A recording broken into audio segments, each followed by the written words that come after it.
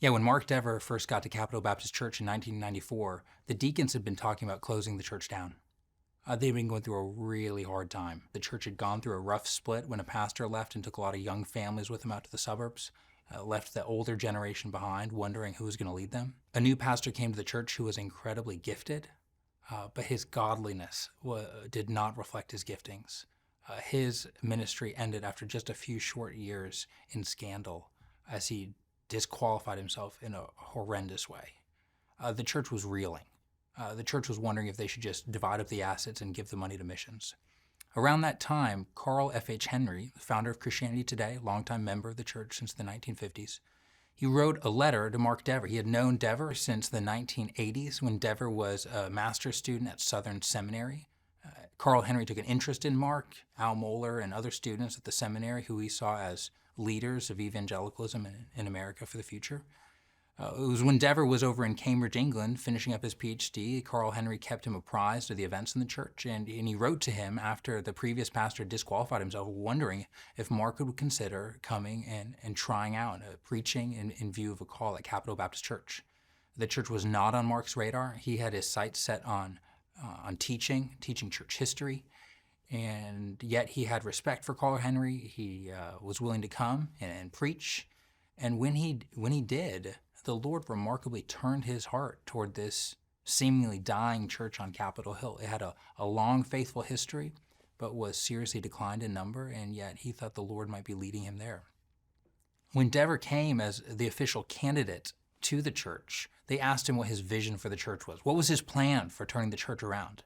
He said during his quiet time, he had just 4 words: preach, pray, love, and stay. Those were the 4 things he was committed to. He wasn't sure that it was going to work.